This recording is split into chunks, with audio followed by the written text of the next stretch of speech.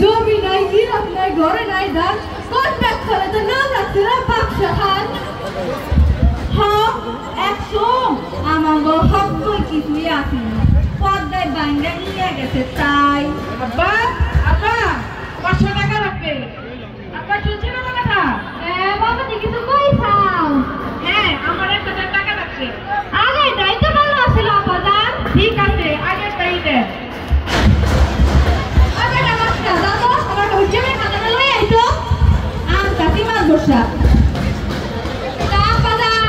তুমি আমার কাছে 500 টাকা লইয়া কি করবে বেড়াতে যাব এই নেন খাতা এই যে আপাদান এইভাবে আজকের তারিখ দিয়ে 500 টাকা লইয়া এটা সই করেন তারপরে টাকাটা ধরেন আপনার এই হিসাব রাখার অভ্যাস কেন ছাড়েন তো আব্বা গ্রামের মানুষ আপনাকে এটা নিয়ে বিদ্রুপ করে টাকাটা তো কি হবে না সেটাই না আপাদান তাই তুমি কও ও কথা তুমি কানে নিও না সই করো লেখো লেখো সই করো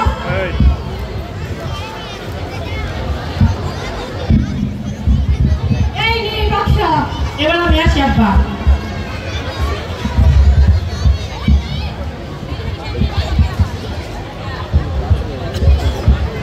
ও বাবা ভাই গানের টেহা দিয়া দেখ খারাপ কিনছে আরে দেখো তুই না বুঝবি রে বুঝাইয়া কইলে তো আমি বুঝবি আরে দেখো আমার বাপ জানে বিয়ার সময় এই সব টাকা আমি উসুল করে রাখবো উসুল করুন এই সব টাকা আমি হিসাব করে রাখছি ও বাবু আপনি মাথায় একটু বুদ্ধি তাইলে আমার একটু বিয়া করে টেহা লইয়া দেন আমার কোনটা চাই আচ্ছা তোর কাছে আমার কোন ব্যাপার লইয়া দিব রে কোনটা করে দিব কে পোস্ট পাড়া জমির টাকা কে আমারে কইতে মা বসা কইলে নাকি আমারে বিয়া দিব ওরে বাচ্চা তাইলে সব ঠিক করে তোরে এইবার আমি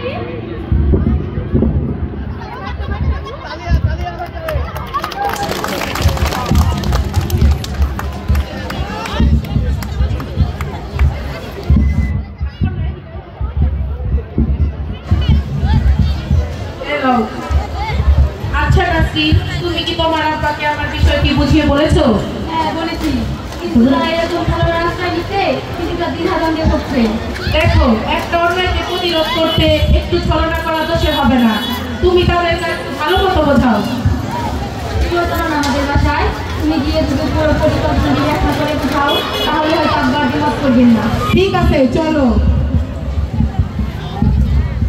ভাইজান ও ভাইজান কই যাইতাছো তুমি না মানে এই তো বাড়ির দিকে না বাবা তোমার লাগে মা জানুনিরা কেডাই আসসালামু আলাইকুম চাচা আমি সরকার রশিদ খন্দকারের মেয়ে নাসরিন ও ওই রশিদ খন্দকারের মাইয়া তুমি কাবে তা তোমার আব্বা কেমন আছে মা জানুনি আলহামদুলিল্লাহ ভালো আছেন আপনি কি নাইছেন আমাদের বাসায় আচ্ছা ঠিক আছে তাহলে আমি আসি চাচা আব্বা আমিও আসি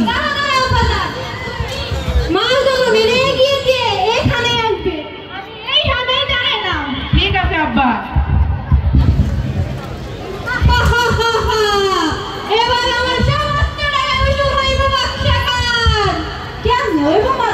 আরে দেখো আমার বাপ ঘরের লগে মাল রেডি হতে বুঝতে পারছ নাই ও বুঝছি ভাইজান বিয়া বিয়া যৌতুক লইবে একদম তো ভাইজান আর পড়ছে তা বাজান তুমি আমার কাছে 500 টাকা লইয়া মা জন্মের লগে দেখা করতে গেছিলাও না মানে না মানে মানে তুমি লাগবে না তোমার যদি ওই মাইয়ারা পছন্দ হয় তাইলে তুমি আমার কও কোন ভাইজান তোর আপনি কইলে বাচ্চা ভাবি জানে বাড়ি লই আইবো এই বাচ্চা কি বলিস তুই এইসব বাচ্চা ঠিকই কইছ বাজান তোমার যদি ওই মা জন্মের পছন্দ হয় তাইলে তুমি আমার কও আমি আইছি ওই রশিদ খান বাড়ি তোর কি আর প্রস্তাব নিয়ে যেতাম তাইলে কত টাকা যৌতুক চাইবে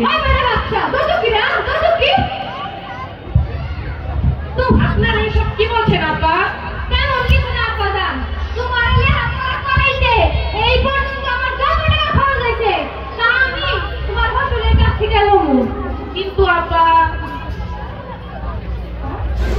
এটা তো যৌতুক দেওয়া মানে দুটোই তো অপরাধ। না ভাই, এটা যৌতুক না, এটা অপরাধ না, এটা না খরচের টাকা আদা। কিন্তু আপা কোনো কিন্তু না, কোনো কিন্তু না। তোমার লেখাপড়া করাইতে এই পর্যন্ত আমার কত টাকা খরচ হয় তা আমি হিসাব করে রাখি, তোমার হোস্টেলের কাছ থেকে আদায় করুন বইলে। এত টাকা আপনি কোহনে রাখবে?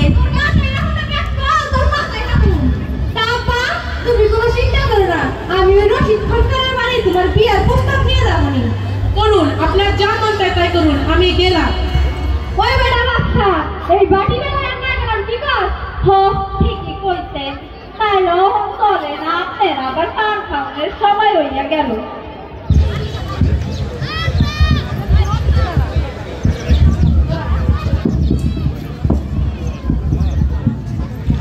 নাসরিন, নাসরিন, সাহিত্য এসেছো? ভালোই হয়েছে, আব্বা এখন বাসায় আছে। তাহলে আঙ্কেলকে ডাকো, এখানেই কথা বলি। ডাকছি, তুমি এখানেই বসো। আব্বু, আব্বু। হ্যাঁ মামনি, বলো। আপনি একটু এখানে আসুন, সাহিত্য এসেছে।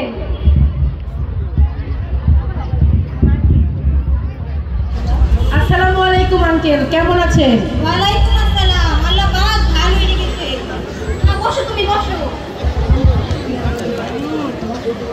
তা না, তুমি তোমার পরিকল্পনা কথা করছিল।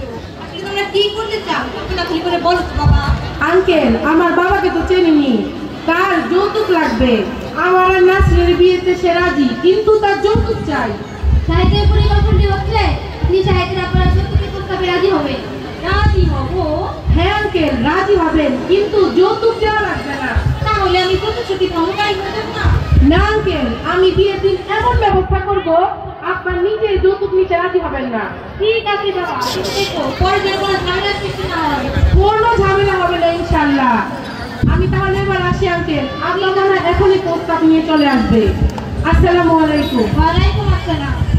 আব্বা চলেন, সকালে নাস্তা করবেন। হ্যাঁ মা, চলো।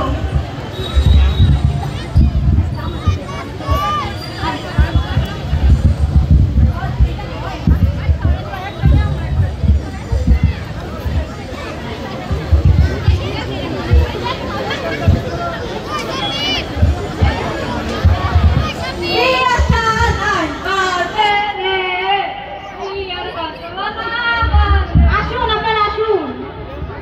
আসসালামু আলাইকুম বিআই সাহেব, কেমন আছেন? আলহামদুলিল্লাহ, ভালো আছি। বসুন আপনারা, বসুন।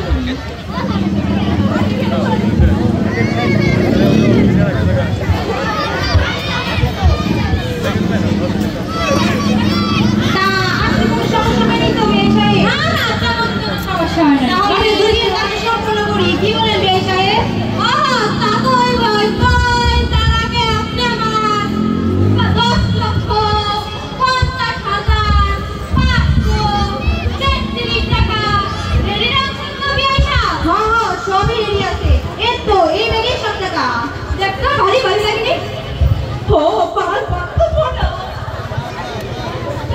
শুনি বলেন, কালি সব রেডি আছে? এই তো আমি রেডি আছি, নাম ঠিকানা সব লিখে রাখছি, এবার শুধু স্বাক্ষরের পালা। তা কথা, তুমি এই কাজী সাহেবের খাতায় দুইটা কইরা দাও। মামুনি, তুমি আমারও সই করো।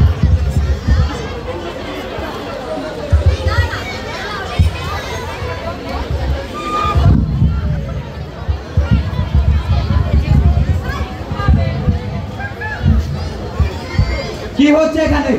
আমার মেয়ে বিয়ে করতে দরকার সাহেব, তা আপনি মানে এখানে? শুনলাম এই বিয়েতে নাকি যৌতুক লেনদেন হচ্ছে। যৌতুক কই না তো? কি আপনি? আমি ছেলের না। আপনার এই ব্যাগে কি আছে? তেমন কিছু নেই, আমি কাপড় চোপড়ে আছি। ছাড়ুন, ব্যাগ ছেড়ে দিন। এই ব্যাগে এতগুলো টাকা কিসের? তাহলে আমার ইনফরমেশন কি আছে? এগুলো যৌতুকের টাকা। যৌতুকের অপরাধে আপনাদের দুজনকে গ্রেফতার করতে বাধ্য হচ্ছি। বাবা না, লাল সবজি কইনি। আব্বা, আমি কাউকে বলেছিলাম এত লোক কইরো না। সবাই আপনি এটা কি কোন? আমি ঠিকই বলেছি, তুই চুপ থাক। ওদের কথা এবারে মতন আমার মাফ করে দেন। ও বেশা, আমি সবই কথা এবারে মতন আমার মাফ করে দিতে। তাহলে সত্যি আপনি আপনার ছেলের